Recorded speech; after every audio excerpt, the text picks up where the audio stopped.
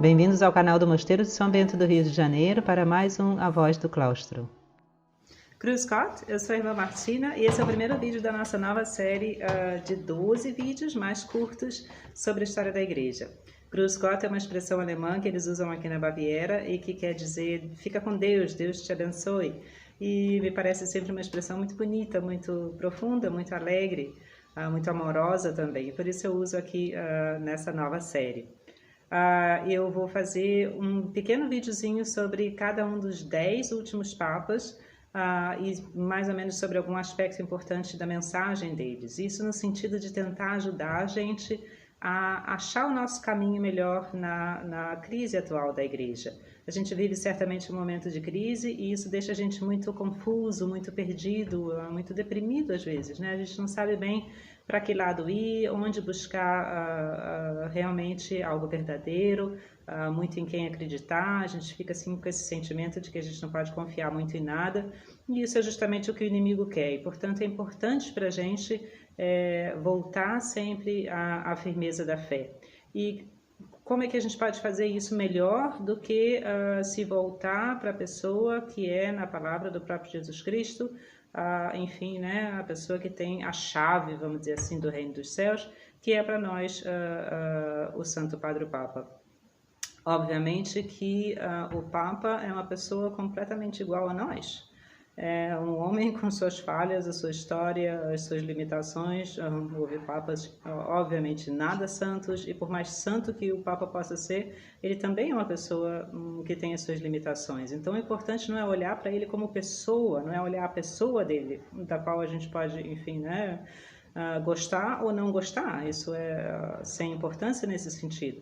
Mas sim ouvir o que ele diz como Papa, ouvir o que ele diz na sua missão e na sua capacidade e no seu ofício justamente de, nesse momento da história, enfim, né, ter essa autoridade dada, nós cremos, e aí a nossa fé é importante, pelo próprio Jesus Cristo.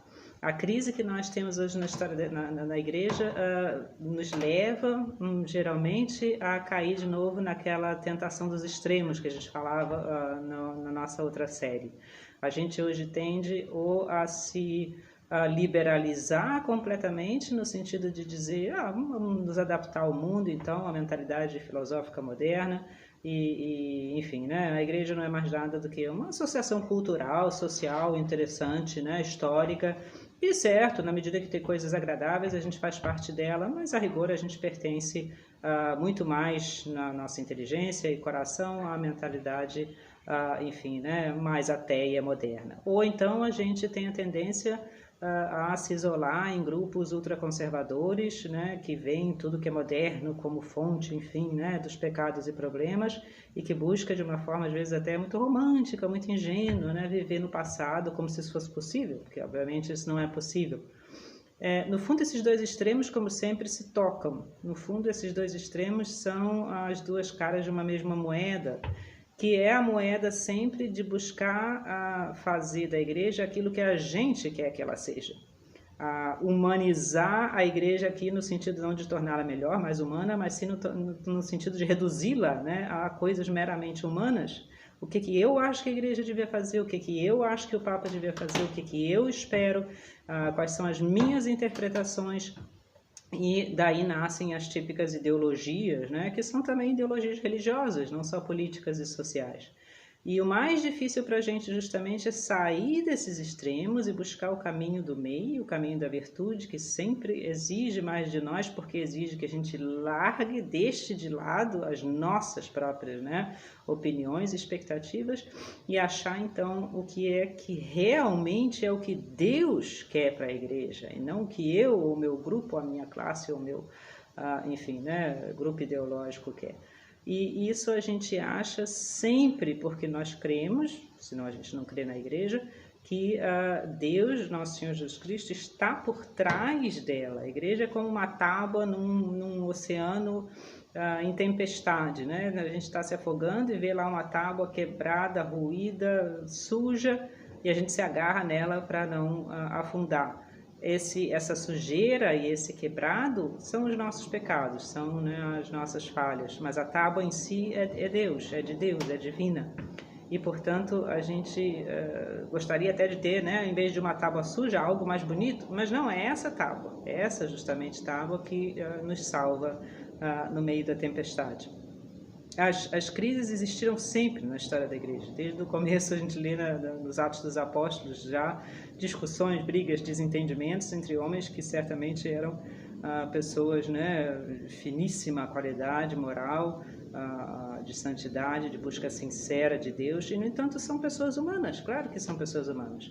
E assim também os papas, nesse sentido, são também pessoas humanas. A gente pode discordar, concordar, achar que o estilo não é tão bom, ou poderia fazer uma coisa organizativa diferente, ou eu não falaria assim, falaria assado. Isso tudo é perfeitamente autêntico. Mas se a gente, por trás disso tudo, não vê naquelas coisas que são realmente as coisas importantes que o Papa fala, a mão de Deus, então, no fundo, é isso aqui a grande tentação, a gente perde a fé. A gente está na igreja, mas não tem mais fé na igreja. A gente não acredita mais que Deus está por trás dela. A gente não vê mais a mão de Deus. E é preciso que a gente tenha essa fé, porque o próprio Jesus Cristo nos disse, tu és Pedro, e sobre essa pedra eu fundarei a minha igreja. Não importa se Pedro teve 400 pecados, a gente sabe, né, como São Pedro era impulsivo e traiu o Senhor e etc., mas é Jesus que garante isso, é Deus que garante isso. E isso é para a gente, então, o porto, isso é para a gente o descanso, isso é para a gente a rocha firme, que nos mantém no meio dessa tempestade. É importante nesse sentido, portanto, a gente sempre prestar atenção às palavras que o Papa diz como Papa. A gente geralmente não encontra isso nos jornais. O Papa pode fazer uma homilia, por exemplo, importantíssima, e o jornal não fala nada sobre isso. No meio dessa homilia ele fez uma piada. Isso o jornal geralmente traz. Porque, claro, a maioria dos nossos jornais da mídia atual reflete a mentalidade filosófica atual. A gente encontra, às vezes, em sites católicos, né? Claro, a homilia do Papa, etc. Mas, mesmo assim, a gente, pessoalmente, tem que ir atrás disso, ler isso, trazer isso para a nossa vida. E mesmo uma homilia, ou até uma encíclica do Papa, não são coisas dogmáticas. Não quer dizer que ali ele está falando uma coisa nova, um novo dogma. Não.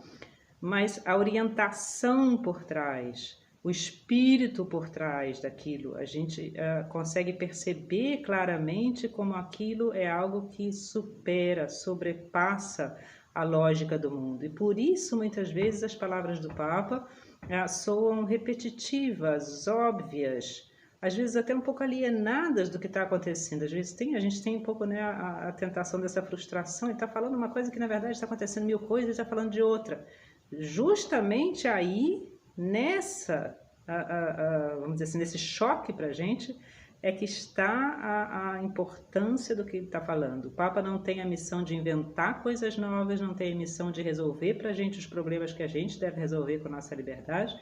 Ele tem a missão de lembrar a gente constantemente, confirmar a gente constantemente naquilo que a gente esqueceu, que a gente deixou de lado, que a gente, pelo nosso pecado, a cada dia, de certa forma, né, de novo se afasta. E, portanto, essas palavras, sim, elas soam repetitivas, graças a Deus. É isso mesmo que elas têm que ser, porque é elas, nessa repetição, que trazem para a gente, de novo, aquela verdade, aquela profundidade que a gente, de alguma forma, deixou.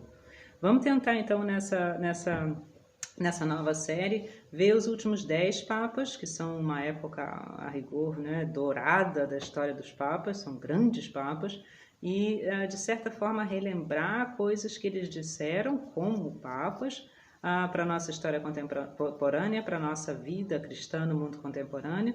E se a gente prestar atenção a isso, a gente encontra com uma paz e uma felicidade, uma alegria tão grandes, essa rocha firme na qual a gente pode se apoiar em união com o Santo Padre para ir sempre de forma segura no nosso caminho de fé, no nosso caminho para Deus. Como o escritor inglês Chesterton dizia, a fé é sempre um caminho de volta para Deus que nos criou, de volta para aquilo que a gente já sabia e, no entanto, com os problemas da vida, de certa forma, né, perdeu ou pode perder.